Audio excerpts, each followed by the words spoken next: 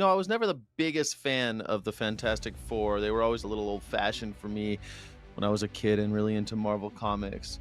But I really remember liking in the 90s, they did the new Fantastic Four and they had Ghost Rider and Hulk and Wolvie and I think Spider-Man, and they were the new Fantastic Four. So I love the Fantastic Four, but I just was never like that into them.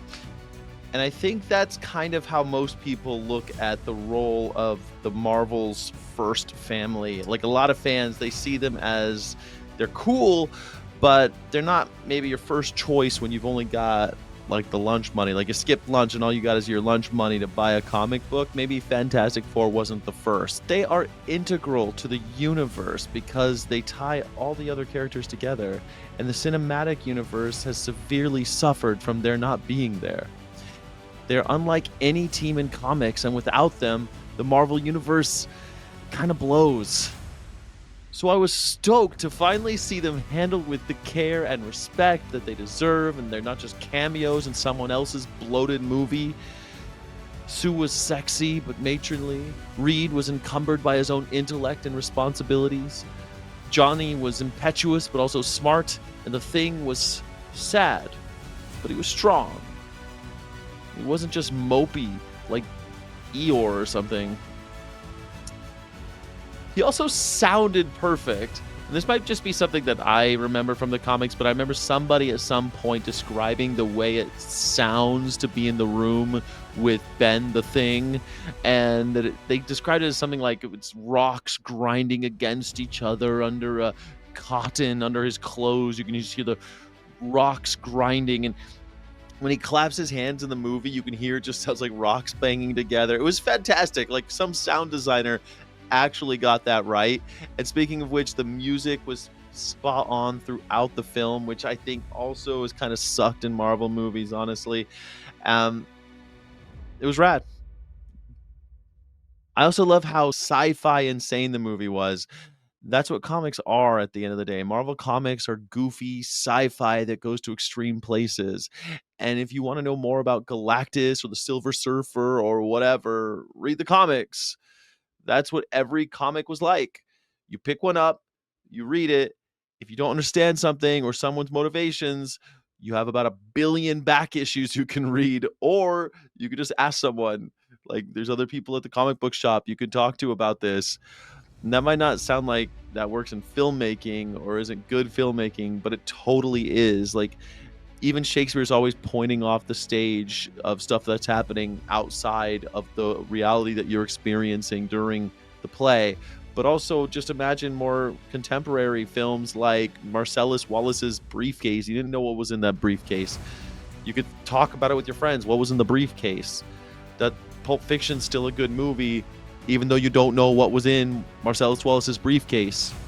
And Fantastic Four First Steps is not going to tell you everything this rich history, 60-year history, has in store. It tells a good story that anybody can get into, anybody can enjoy it, but if you want to get all granular, visit your local comic shop. Seriously. Seriously. This movie made me want to buy more Marvel books, something I haven't done in a long time. I still read comics, but Marvel has turned me off since the Disney movies got started. And this rush of nostalgia with familiar images from my childhood makes me want to crack open some of my older issues and reread them. Most reviewers will say this film is about working together as a team, and they're right, but it's way less lame than just that. The Fantastic Four are faced with the classic trolley problem. They are asked to give up their only child to save Earth. That's not a spoiler since it's in the trailer, by the way.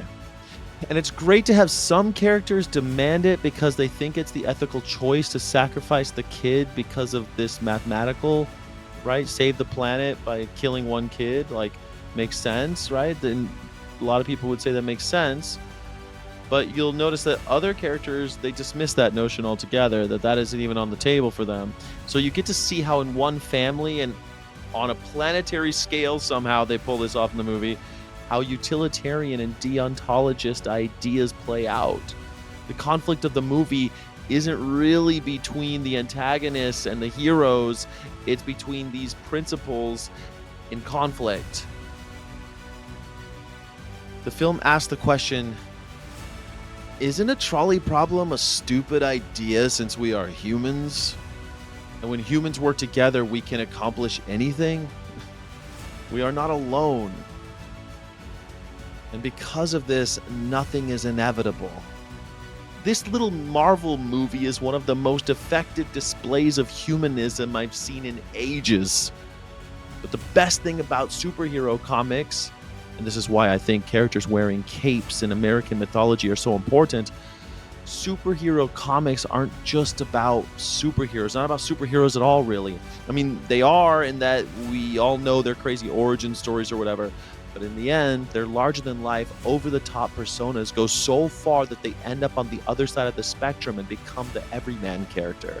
When superhero comics are at their best, the superhero is just a placeholder for you and me, and we're able to maybe learn something about ourselves and the world that we live in.